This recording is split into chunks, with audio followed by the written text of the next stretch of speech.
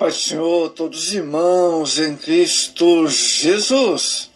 Este vos fala, irmão Maurício, pregador, escritor e professor da Escola Dominical. Em nosso site temos diversos artigos, subsídios para os professores das lições Betel e CPAD. Amados irmãos, aqui de Santa Catarina, Brasil. Amados irmãos, abraço especial aos irmãos de Moçambique, Angola, Portugal, Rússia, a comunidade brasileira ali em Nova York, Deus abençoe, e todos os irmãos aqui do Brasil. Amados, hoje temos a mensagem da Palavra de Deus. Vamos falar sobre o livro de Joel, o profeta do Pentecostes. Amados, vamos ler em Joel 2 e o verso 1. Tocai a buzina em Sião, clamai em alta voz no monte da minha santidade. Perturbe-se todos os moradores da terra, porque o dia do Senhor, ele está perto. Joel, o grande dia do Senhor, é uma das centralidades desse livro de Joel. Amados, os escritos de Joel foram confeccionados logo após a devastação da terra pela praga de gafanhoto, por uma terrível seca, mostrando ao povo a realidade dos julgamentos de Deus e conclamando arrependimento a fim de evitar uma calamidade mais devastadora.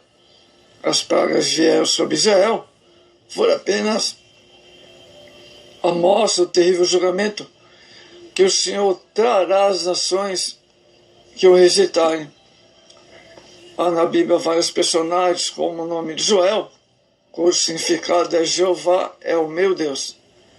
Ele foi enviado como profeta ao reino do sul. Então ele profetizou para a região sul de Israel. Viveu em Jerusalém. Ele tinha amplo conhecimento do templo de Salomão e dos cultos. A data do livro é do ano 830 a.C. Vamos ver, Joel anuncia o grande juízo de Deus. O profeta começa o livro questionando os pais que já tinham contemplado o tamanho da desolação. Nós estamos no capítulo 1, verso 1 e 2. Eu alerta para que contassem as gerações futuras. A praga de gafanhoto era relativamente comum no Oriente. Entretanto, ao que sobreveio sobre Israel, não tinha precedentes, era muito. Judá se viu desprovido de fruto da terra, resultando em uma fome devastadora. A locusta foi seguida por um período prolongado de tremenda sequidão. Tudo foi atingido: o campo, o cereal, a vide, a oliveira, o trigo, etc. O gado, a maioria de fome e sede predominava. Nem mesmo os sacerdotes tinham ofertas, manjares ou libação para oferecer. Capítulo 1, verso 9. A finalidade dessas catástrofes é apenas mostrar, amados, a casa de Israel, as misérias de um povo escolhido por Deus, mas que se afastou dele. Todas essas calamidades representam a triste realidade do pecado. Os males sobrevieram em decorrência da atitude do povo em pôr de lado a comunhão com Deus.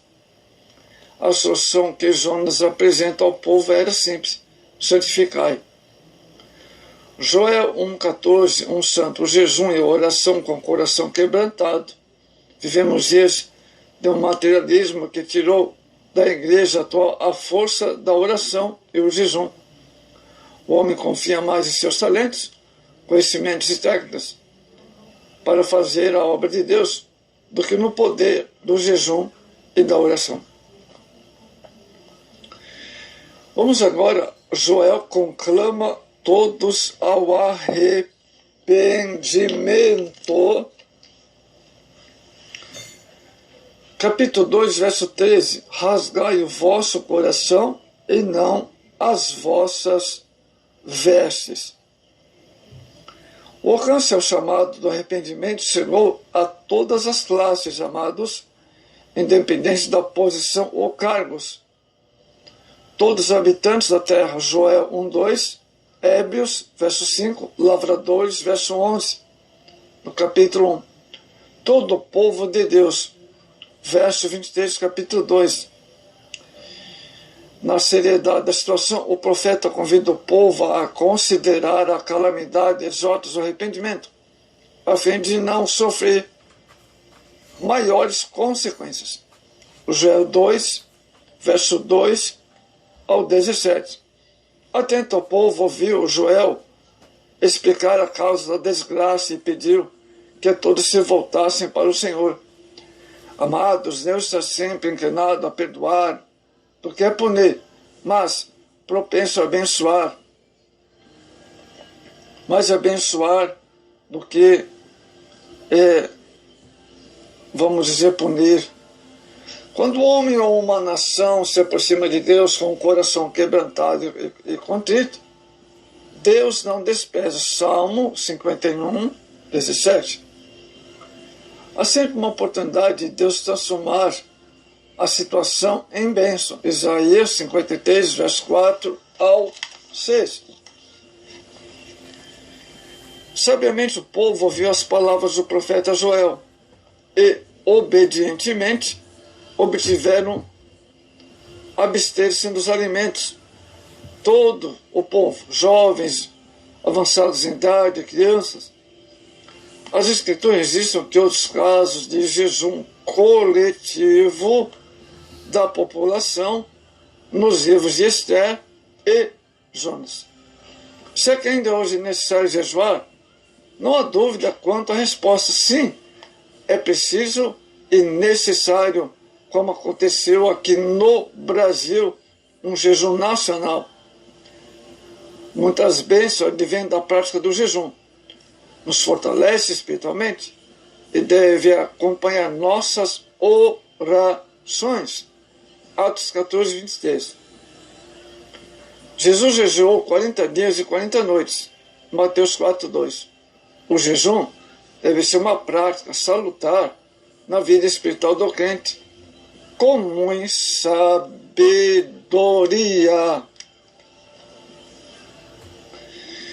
Vamos ver os resultados do arrependimento do povo de Israel, qual Joel estava conclamando, enviado por Deus.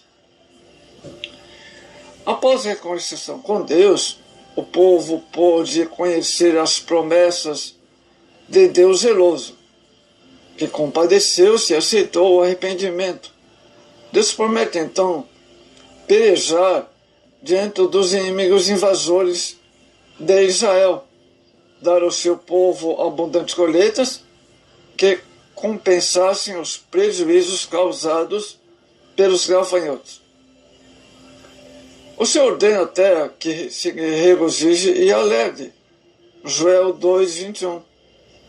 Através de Joel, o Senhor mostra que a volta do seu povo a ele implicaria em bênçãos sem medida. Transformou Deus o grande mal na grande alegria da chuva seródia, verso 23.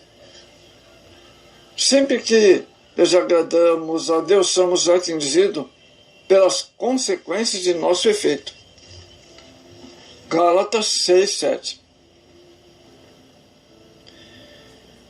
A Bíblia nos diz que Deus sempre estará ao nosso alcance e, se nos voltarmos para Ele com arrependimento, se meu povo, que se chama pelo seu nome, se humilhar, e orar e buscar minha face, e se converter dos seus maus caminhos, então eu ouvirei dos céus, sararei a sua terra e perdoarei os seus pecados.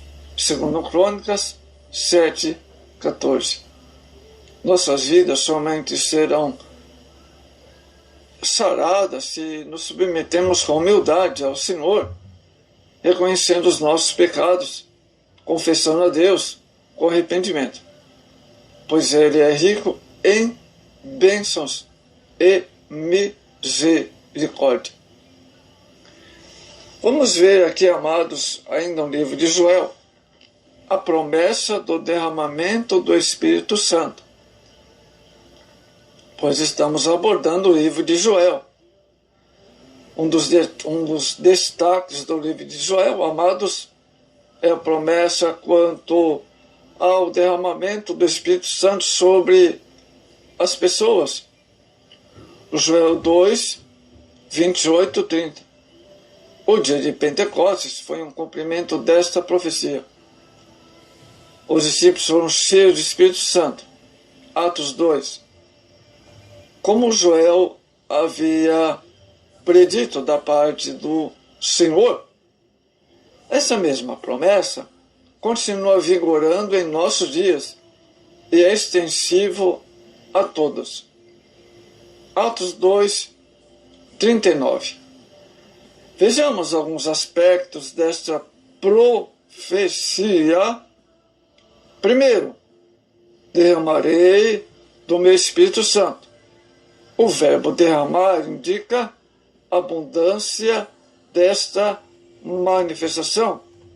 Significa que o Senhor deixa fluir livremente seu Espírito sobre nós. Não há limites para a atuação. Uma vez que é derramado, devemos estar sempre nos enchendo dele. Segundo, toda a carne mostra que a extraordinária graça de Deus alcança todos, sem distinção. Aqueles que desejam e buscam poderão, independente do nível socioeconômico, cultural, status, ser cheio do Espírito Santo.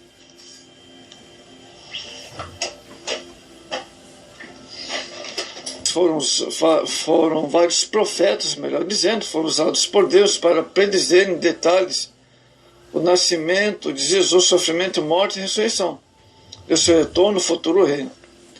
Mas aqui o profeta Joel, em especial, foi dado o privilégio de profetizar que Deus derramaria o seu Espírito Santo sobre todas as pessoas. No Pentecostes teve início uma nova dispensação.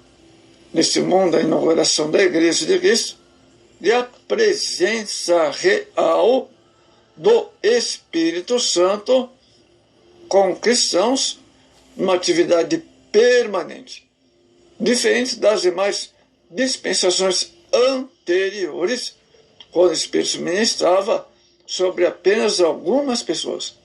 Hoje, o Espírito Santo está presente na igreja, nas suas múltiplas ou diversas atividades. Mencionaremos apenas algumas, amém? O Espírito Santo nos ajuda, Romanos 8, 26. Nos guia em toda a verdade, João 16, 13. Nos unge, carta de 1 João 2, 20. Nos livra da lei do pecado, Romanos 8, 2.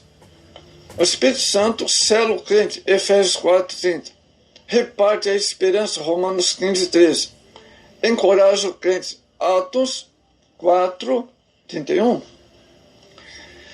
E o batismo com o Espírito Santo prometido, né? O verso 28, Atos 1 e o verso 5 também. Entre as preciosas experiências da vida cristã, o batismo com o Espírito Santo é, sem dúvida, a mais importante. Ele foi prometido inicialmente, amados, 1000 anos através de Salomão. Provérbios 1, 23. Aproximadamente 3 séculos mais tarde, Isaías e o profeta Joel voltaram a enfatizar a mesma mensagem profética. O último profeta a falar dessa promessa foi João Batista. Mateus 3 e o verso 11.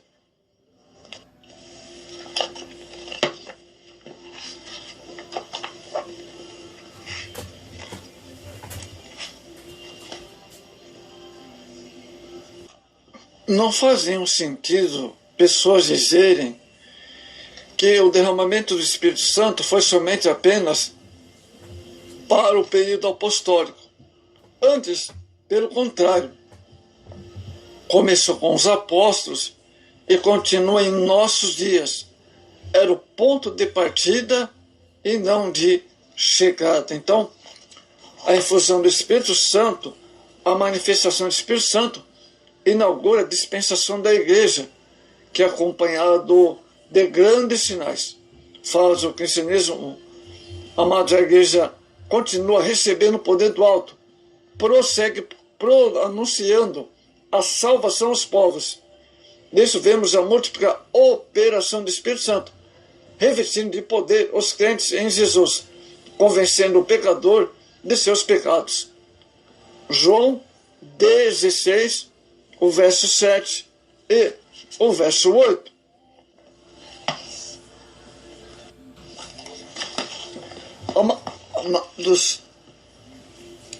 Vamos passar para outra parte no livro de Joel. Vimos sobre Joel não ser o grande juiz de Deus. Joel conclama todo arrependimento, resultado do arrependimento, a promessa do derramamento do Espírito Santo.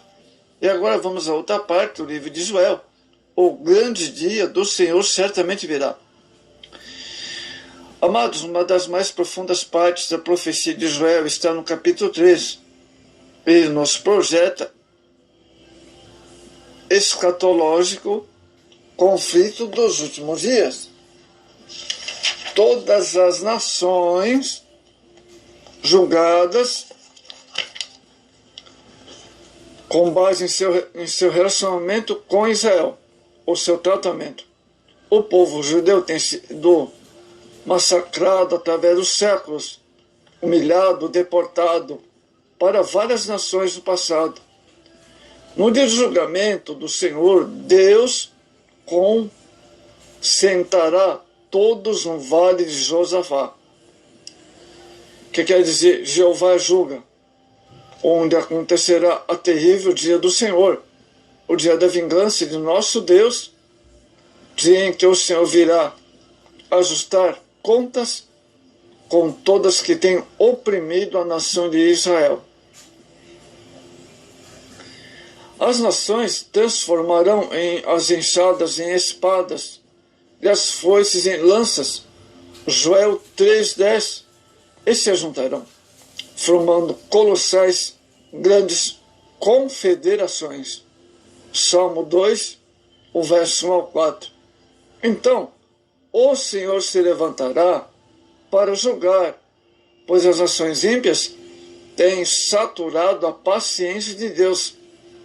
Os pecados das nações estão maduras para a colheita, e Deus emite a ordem para lançar o foice. A vida começa a transbordar nos grandes lugares, representando a grande malícia das nações. Joel 3,13. No verso 14 desse capítulo 3, a repetição das palavras, multidões, a ênfase, a quantidade de pessoas presentes no julgamento do Senhor. Amós também narra o juízo universal. Amós 9, o verso 11 ao 15. Será dia de grande trevas e angústia para aqueles que forem alvos da ira divina no grande dia do julgamento. Zacarias 14.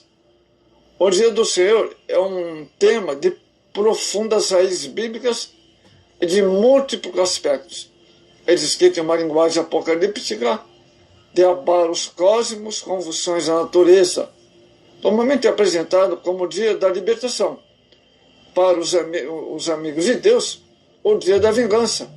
Para os gentios, nós, os cristãos, por nossa vez, esperamos esse dia como o dia da vitória. Vamos concluir então sobre o livro de Joel. O profeta Joel, quando profetizou sobre a restauração que o Senhor faria com os campos destruídos e terras arrasadas através das chuvas Serode, Prediz com isso as chuvas do Espírito Santo, que saciariam a sede dos cristãos, com bênçãos celestiais. Com o Espírito Santo, a vida espiritual enobrece, como nos dias de Joel, após a bênção do Senhor, sobejar o trigo, moço, o óleo, Joel 2,19, figurando a fortuna da palavra da alegria da vida espiritual em nós. Os íris reverdecerão. Joel 2,22 fala de renovação na vida espiritual. Com o Espírito Santo atuando em nossas vidas, a alegria, o regozijo nos acompanha. Joel 2:23, 24. Amados, o maior desafio que a igreja enfrenta nos dias de hoje se traduz em uma pergunta: como conservar a plenitude do Espírito Santo e o poder que dela resulta em dias difíceis em que estamos vivendo, dias em que muitas lideranças se esfriaram na fé, muitos ministérios se esfriaram na fé. Consequentemente, quando a liderança esfria na fé, o rebanho sofre com essa situação que vemos no dia de hoje. Somos convidados, então, para um despertamento na oração, na consagração, no jejum, na humilhação, diante de nosso Deus, como aconteceu com Israel. Amados irmãos, o movimento pentecostal no início do século XX colocou o livro de Joel em evidência, fazendo com que ele fosse conhecido como o profeta pentecostal. Apesar disso, o anúncio da descida do Espírito Santo não é o tema predominante nos escritos de Joel. A maior parte de suas profecias fala da praga, da locusta, do julgamento das nações no fim dos tempos. Que Deus abençoe, em nome de Jesus, que você possa compreender esse estudo panorâmico sobre o livro de Joel, as profecias do livro de Joel.